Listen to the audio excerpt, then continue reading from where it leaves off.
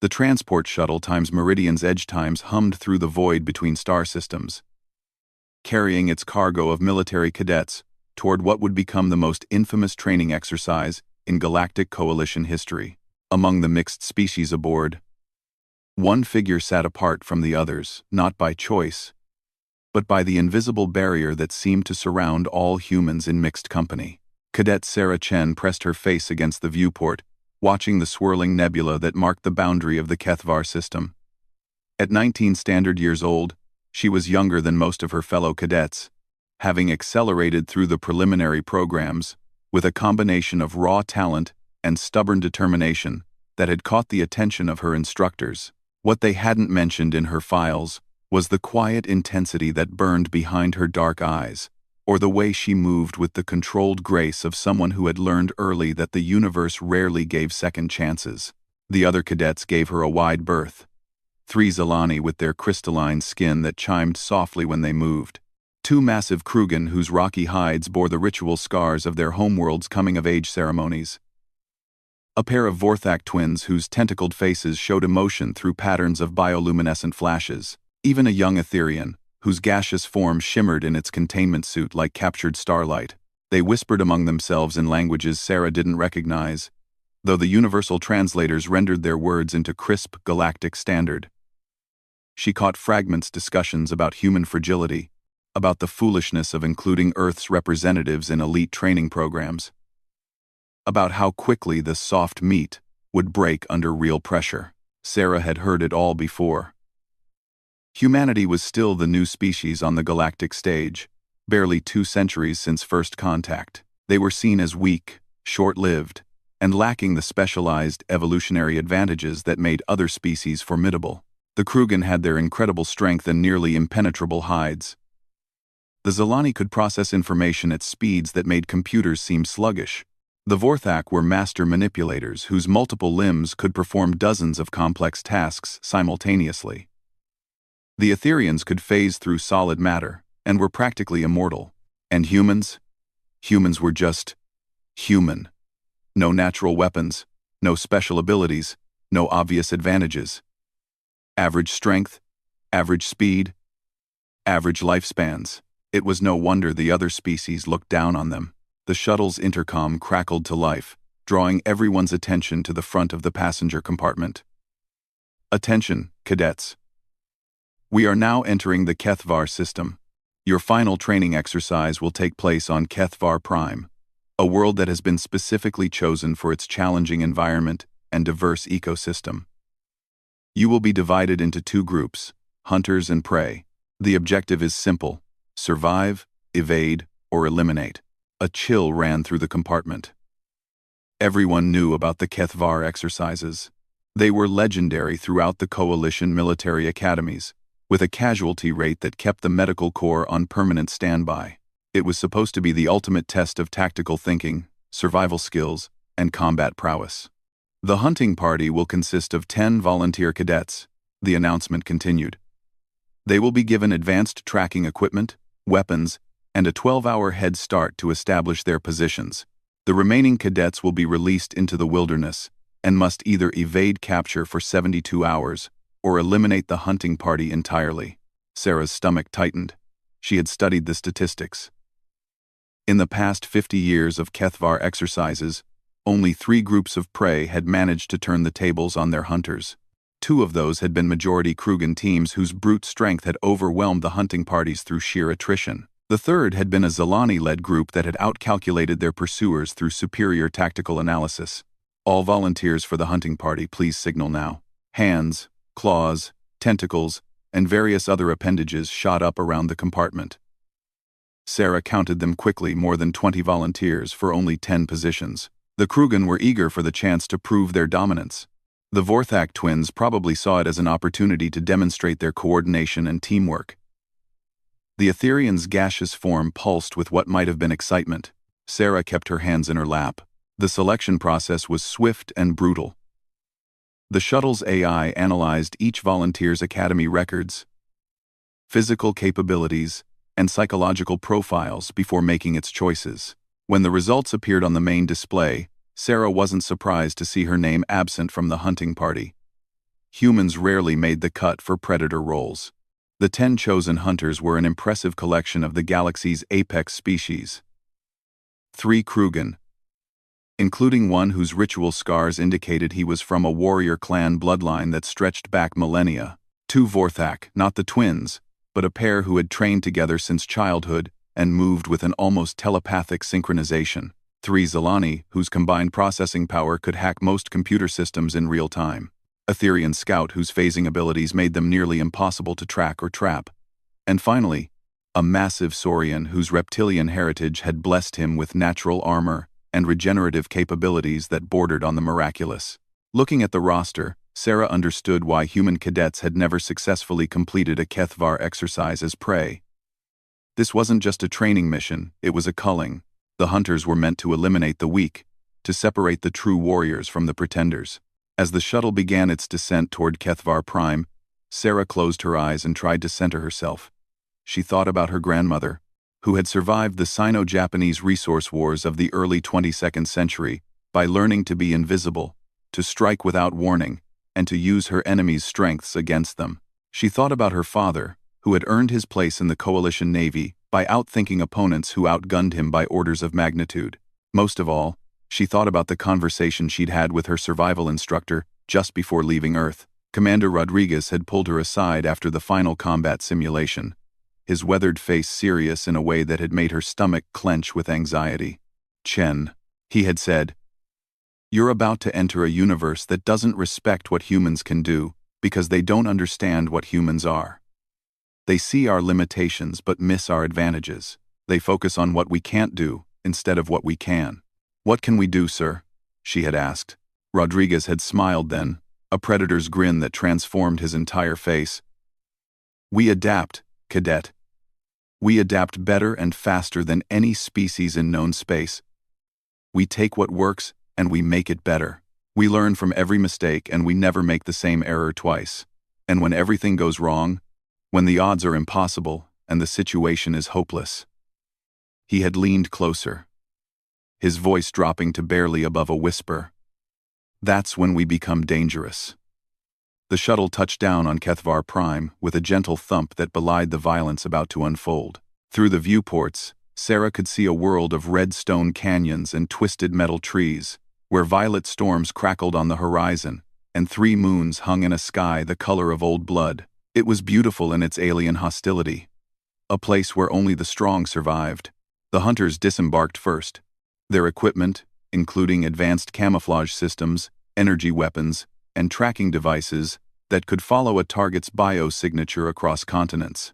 They had 12 hours to establish hunting blinds, set traps, and position themselves for maximum tactical advantage.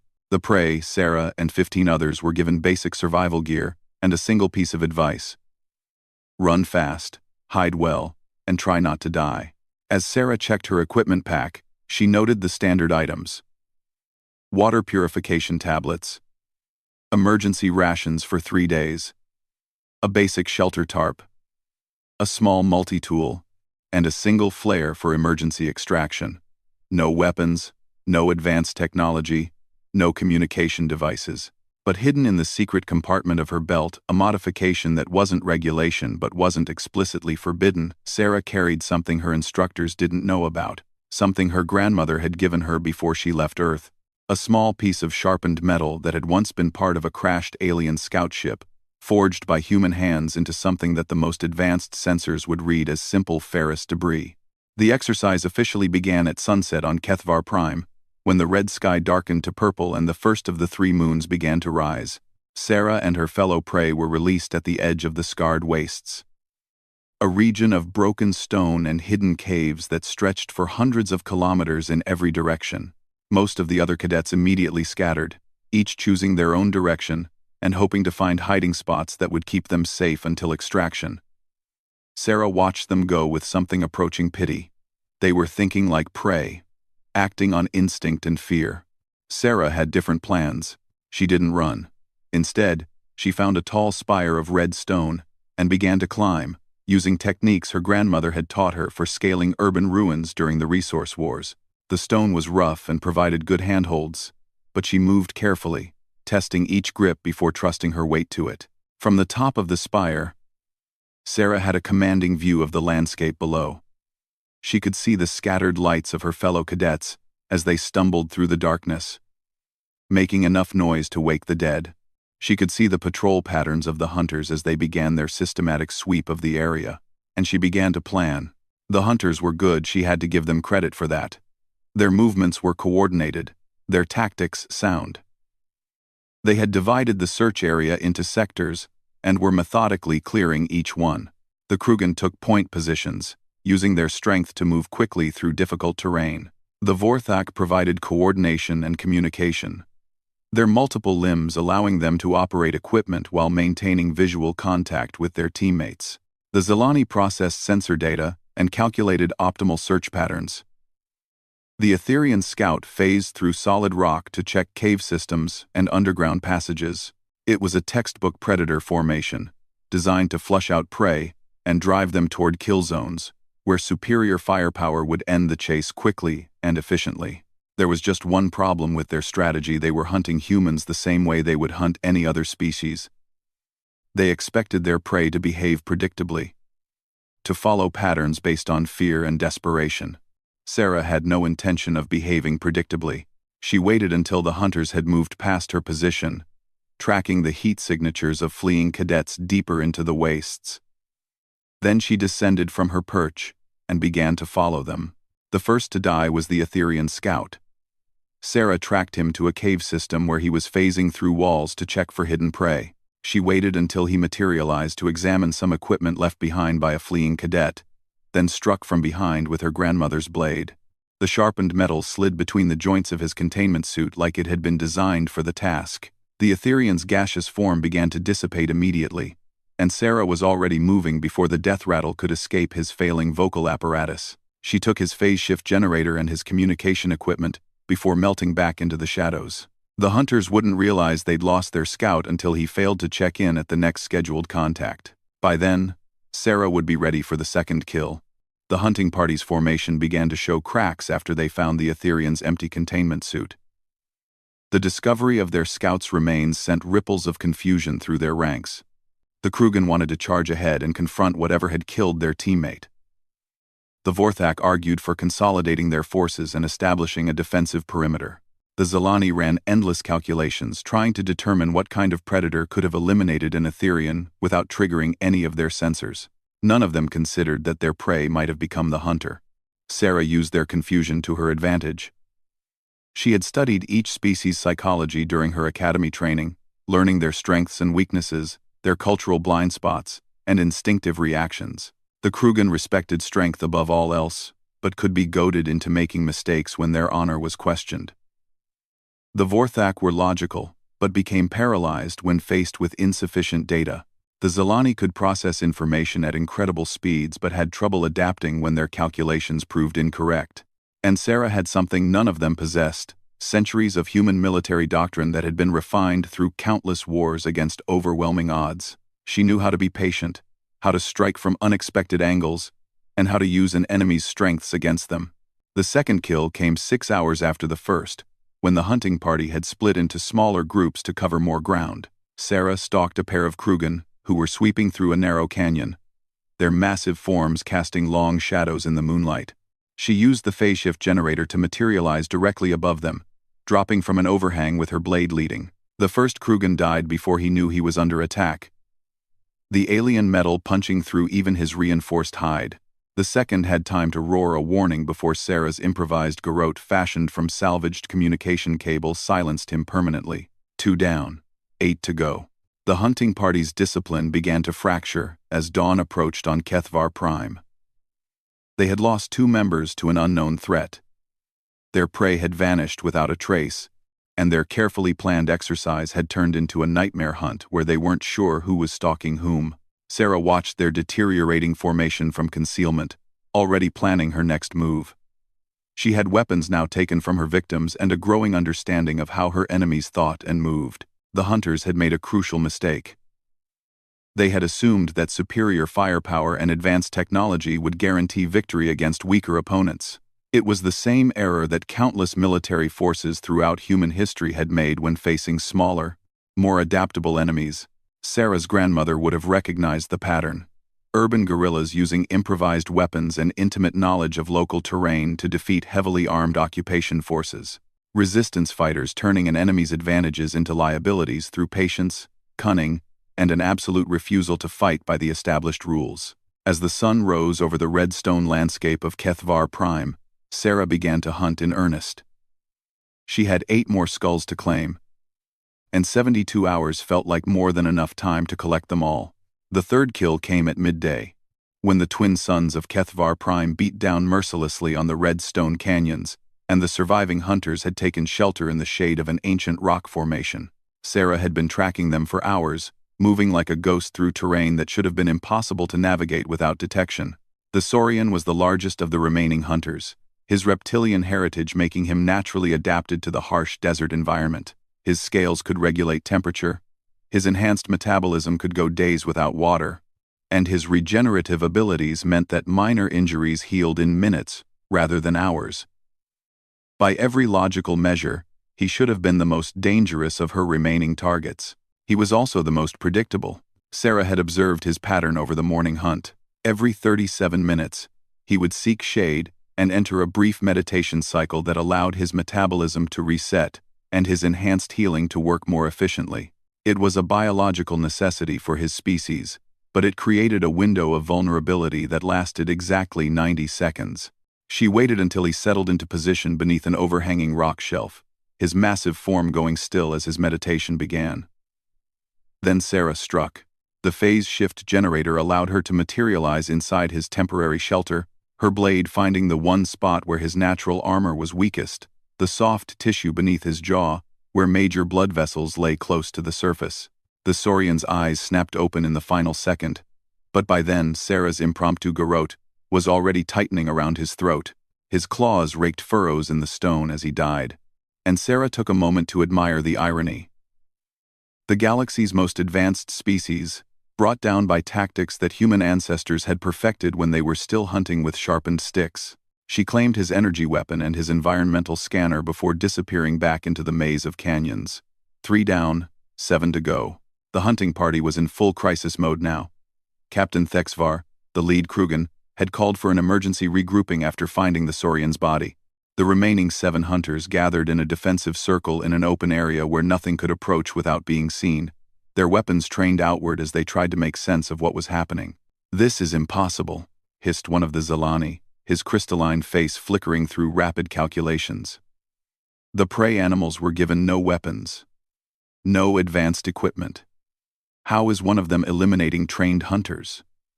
The Vorthak pair exchanged a flurry of bioluminescent signals that roughly translated to extreme agitation and growing fear. Their coordination, which had been flawless at the start of the exercise, was beginning to show cracks as stress levels mounted. "Maybe it's not one of the prey," suggested the second Zelani.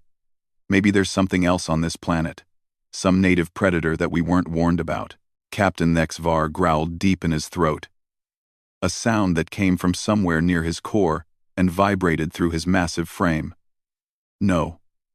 I've seen the wounds. This is tool use, not natural predation. Someone is hunting us with purpose and intelligence." "The human," whispered one of the Vorthak. "It has to be the human female. She's the only one who hasn't been accounted for."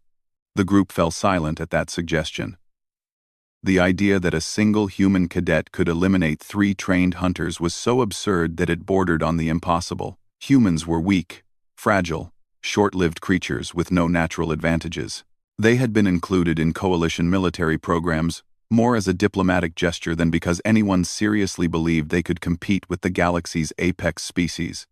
But the evidence was becoming hard to ignore. "Scan the area again," Thexvar ordered. "Full spectrum analysis. If there's a human out there, we'll find her." Sarah watched the regrouping from a concealed position 300 meters away, using the Saurian scanner to monitor their communications and movements. The device was far more sophisticated than anything she had trained with on Earth, but the basic principles were familiar enough. Enhanced visual spectrum, thermal imaging, motion detection, biological signature analysis. She could hear their conversation through the comlink system she had taken from the Etherian scout. Their growing fear was evident in voice patterns that the universal translator couldn't quite mask.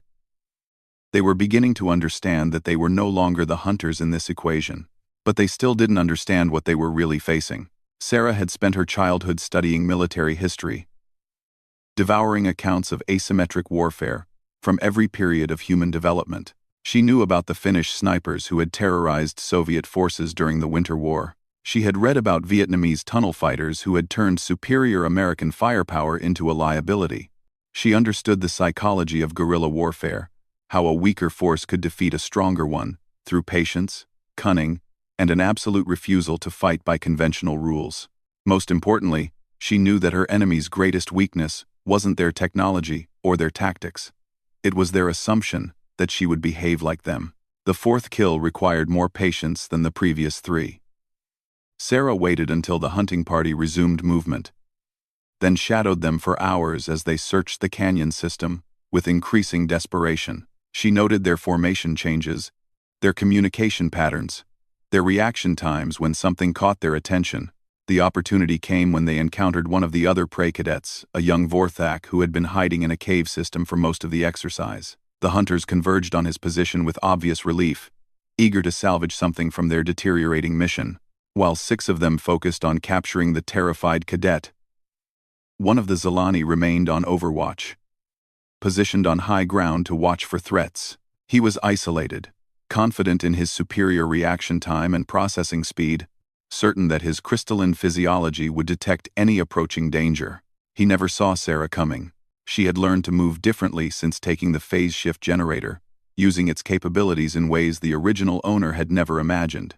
Instead of phasing completely through solid matter, she learned to partially phase individual body parts, allowing her to move through small gaps without fully manifesting. Her approach was silent, invisible to both visual and technological detection.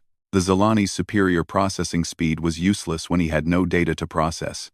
Sarah materialized behind him and drove her blade through the gap between his crystalline plates, where his nervous system clustered. His death was instantaneous, his body tumbling from the rocky perch without even a whisper of sound. 4 down, 6 to go. The discovery of the 4th body sent shockwaves through the remaining hunters that Sarah could feel from her concealed position. The prey cadet they had captured was forgotten as they dealt with the growing realization that something was systematically hunting them. "This is insane!" one of the Vorthak burst out, his bioluminescent patterns flashing in rapid distress signals. "4 of us are dead. 4! We need to call for extraction immediately." "No," Thexvar growled. "We are hunters of the Coalition Defense Force. We do not run from prey animals."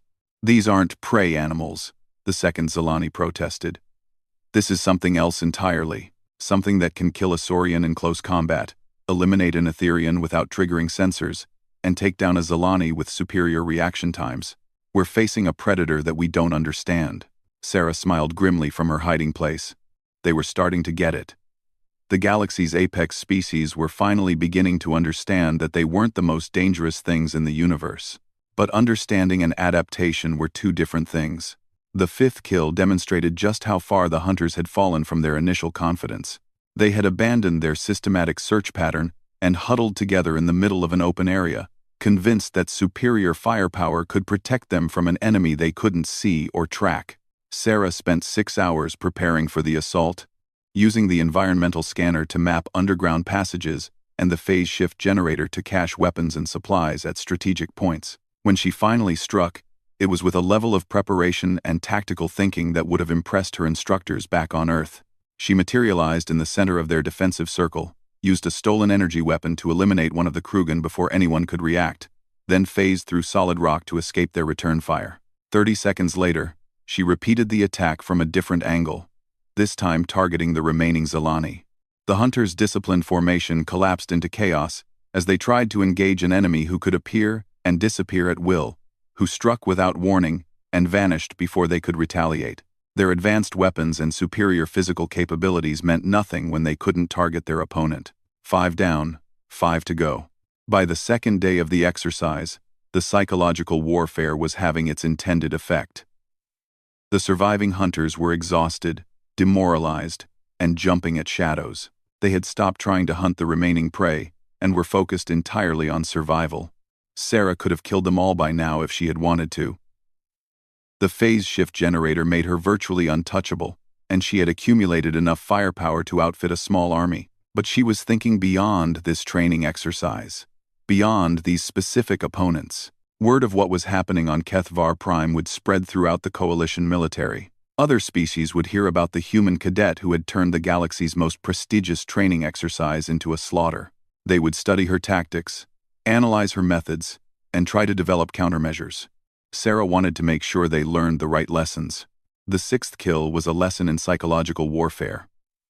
Sarah had been monitoring the hunters' communications and knew that they were planning to call for emergency extraction at dawn on the third day. She had 12 hours to finish what she had started. Instead of striking immediately, she spent the entire night stalking them, not attacking, just watching, letting them know she was there. A glimpse of movement in their peripheral vision, the soft sound of footsteps on stone that stopped the moment they turned to look, the feeling of eyes watching them from the darkness. By dawn, the remaining 5 hunters were barely functional. Sleep deprivation, stress, and constant fear had reduced them to nervous wrecks who fired at shadows and argued amongst themselves. When Sarah finally attacked, taking down the second Krugan with her improvised garrote, they barely mounted a coherent defense. 6 down, 4 to go. The collapse came faster than even Sarah had expected. The psychological pressure of being hunted by an invisible predator broke the remaining hunters' cohesion completely. The 2 Vorthak attempted to surrender, abandoning their weapons and broadcasting their capitulation on all frequencies. Captain Thexvar killed them both in a rage, unable to accept that his carefully planned exercise had become a massacre. "No surrender," he roared into the comm system. "We are hunters. We do not bow to prey." Sarah allowed him to rant for several minutes before materializing directly in front of him, close enough that he could see the alien blood dried on her makeshift armor and the cold calculation in her dark eyes. "You're right," she said quietly. "You don't bow to prey. But I'm not prey anymore." The final Krugan launched himself at her with a roar of fury that echoed off the canyon walls.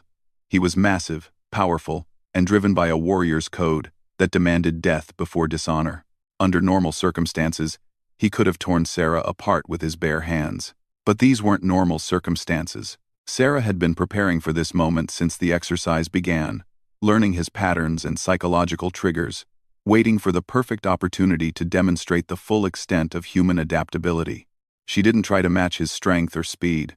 Instead, she used his momentum against him, redirecting his charge into a rock wall with a move her grandmother had learned from Aikido masters during the Resource Wars. The impact stunned him just long enough for Sarah to position her blade at the base of his skull, where even Krugan armor couldn't protect the spinal column. 8 down, she said to his corpse. 2 to go. But when Sarah turned to face the final Krugan, she found him standing motionless with his weapons lowered. His eyes held something she hadn't expected to see from a member of his species' respect. "You fight with honor, human," he said slowly. "I did not understand what that meant. Until now." Sarah studied him carefully, noting the ritual scars that marked him as a member of one of Krugan Prime's most ancient warrior clans. Unlike his fallen captain, this one understood that there was more than one kind of strength in the universe. "What's your name?" she asked. "I am called Vex Thor, daughter of distant Earth, and you have taught me something about warfare that my instructors never mentioned." "What's that?" "That the most dangerous predator is not always the largest or strongest. Sometimes it is the one that thinks differently than all the others." Sarah nodded slowly. This was the lesson she wanted the galaxy to learn. Humans weren't dangerous because they were stronger or faster than other species. They were dangerous because they could adapt, improvise, and overcome obstacles that would stop anyone else. "The exercise ends in 6 hours, she said. "What are you going to tell them happened here?" Vex Thor considered the question for a long moment, his gaze moving over the carnage that had been the galaxy's most elite training program. When he looked back at Sarah, there was something approaching awe in his expression. "I will tell them the truth. That humans are not the weak, fragile creatures we believe them to be. That underestimating your species is a mistake that costs lives. And that the universe has just become a much more dangerous place." Sarah smiled then. a predator's grin that would have made her grandmother proud. The message was sent. The galaxy would know that humanity was not to be trifled with. But first, she had one more lesson to teach. The final lesson Sarah Chen taught on Kethvar Prime wasn't about killing. It was about something far more profound, the difference between victory and conquest. She spent the last 6 hours of the exercise doing something that shocked Vexthor more than any of the violence that had come before.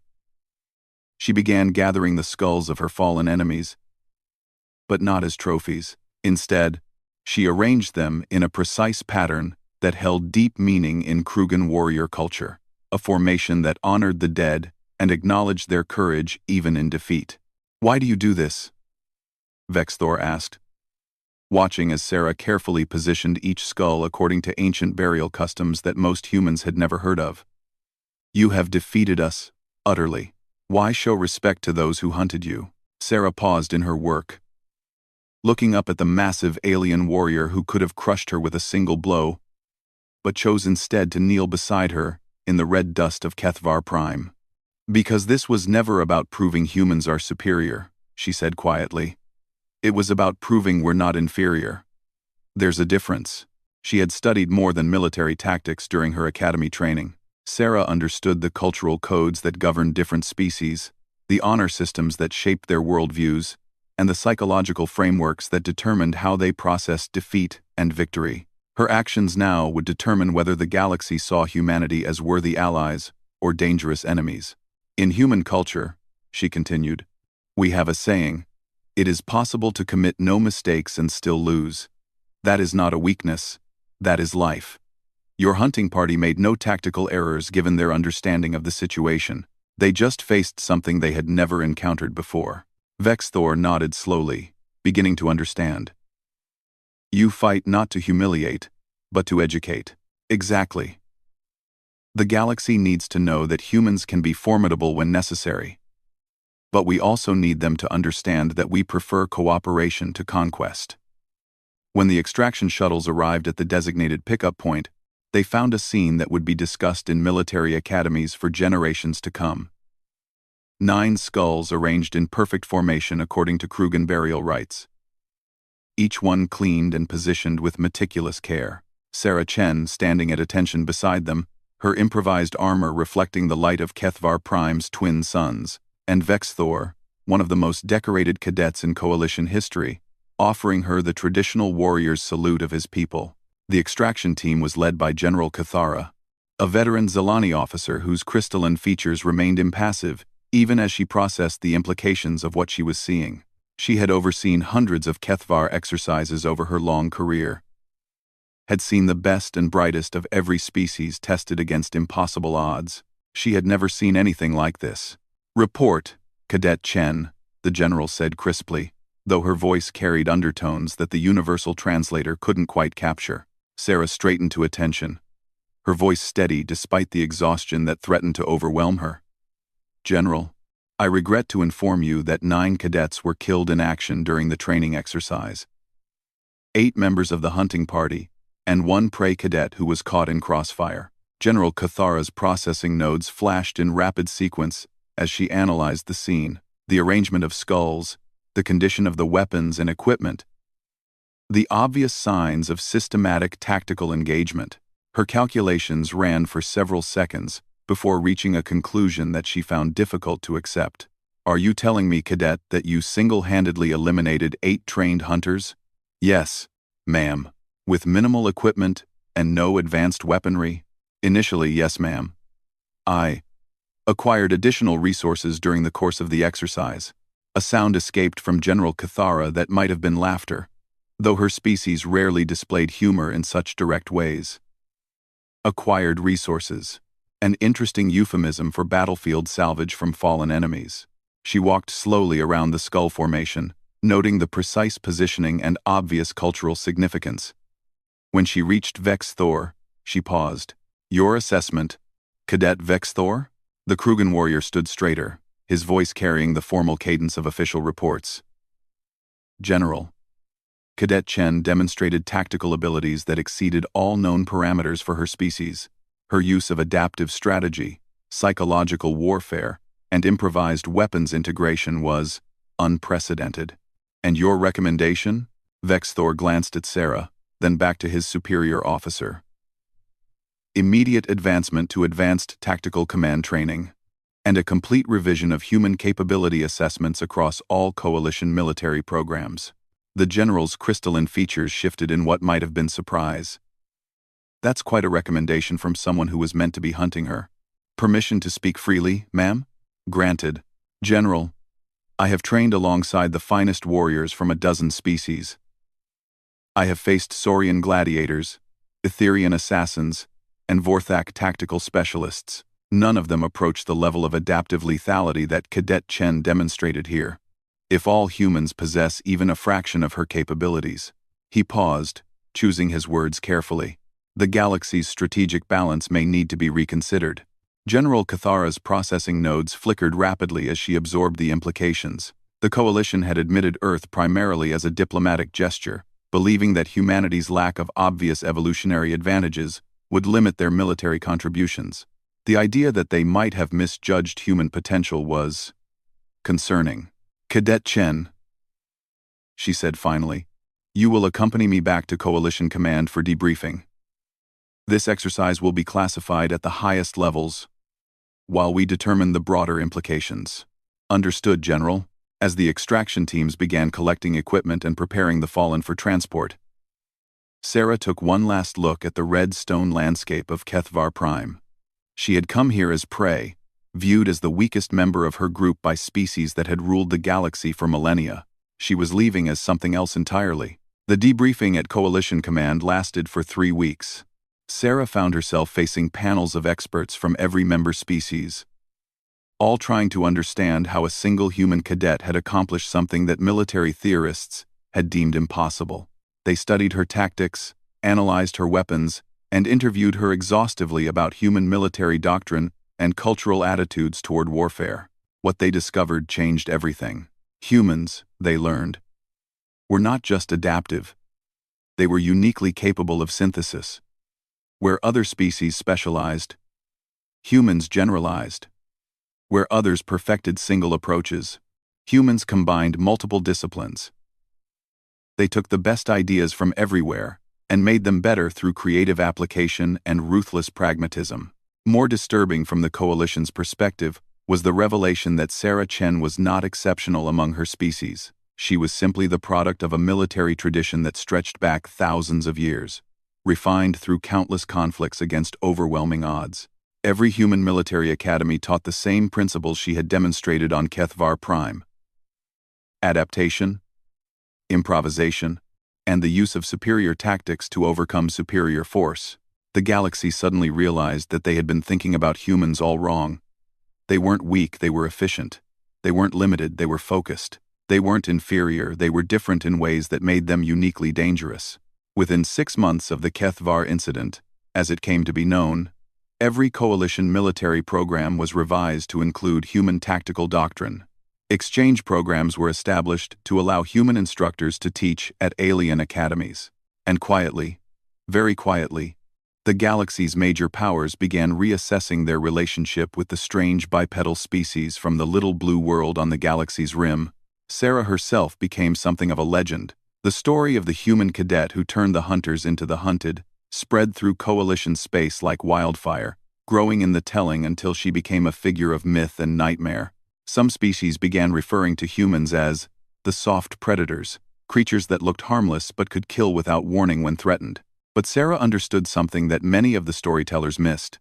The real victory on Kethvar Prime hadn't been military, it had been psychological. She had forced the galaxy to confront their assumptions about human nature and capability. She had proven that strength came in many forms, and that underestimating an opponent based on preconceived notions was a mistake that could cost everything. 5 years later, when humanity was invited to join the Coalition Defense Force as a full partner rather than a junior member, Sarah stood on the observation deck of the new human flagship Times, Indomitable Asterisk. Through the viewports, she could see Earth hanging in space like a blue jewel, beautiful and peaceful and utterly deceptive. "Any regrets?" asked Captain Vexthor, who now served as her second-in-command in the newly formed Human Krugen Tactical Cooperation Unit. Sarah smiled. thinking about the long road that had led from the red stone canyons of Kethvar Prime to command of humanity's most advanced warship. She thought about her grandmother, who had died knowing that her lessons about adaptability and survival had helped humanity find its place among the stars. She thought about the 9 skulls that still sat in a place of honor in her quarters, not as trophies but as reminders that even victory required respect for those who had fought with courage. "No regrets," she said finally. "But I do wonder sometimes what might have happened if they had chosen me for the hunting party instead." Vex Thor's rumbling laugh echoed through the observation deck. "I suspect, Sarah Chen, that the galaxy is better off not knowing the answer to that question." Outside the viewports, coalition ships from a dozen different species maintained formation around the human vessel. No longer the condescending gesture of senior partners watching over a junior ally, but the careful positioning of equals who understood that their human companions were capable of things that the rest of the galaxy was still learning to comprehend. The message Sarah had sent from Kethvar Prime had been received loud and clear. Humanity was not to be underestimated.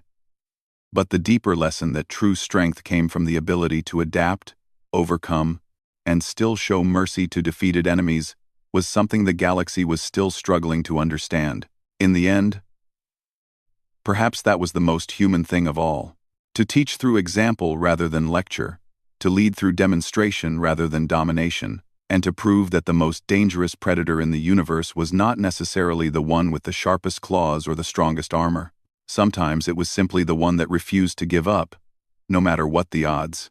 Sarah Chen had learned that lesson in the red stone canyons of an alien world, surrounded by the skulls of enemies who had become teachers in death. Now she carried it with her among the stars, ready to face whatever challenges the galaxy might offer to the strange, soft, utterly relentless species that called themselves human. The hunting party had become the hunted, but the prey had become something far more dangerous than either. They had become protectors, teachers, and ultimately, leaders in a galaxy that was still learning what it meant to fight alongside the descendants of Earth. And in the quiet moments between stars, when Sarah stood alone on the bridge of her ship and looked out at the infinite possibilities of space, she smiled with the satisfaction of someone who had proven that evolution's greatest gift was not strength or speed or natural weapons. It was the ability to become more than what you started as, one impossible victory at a time.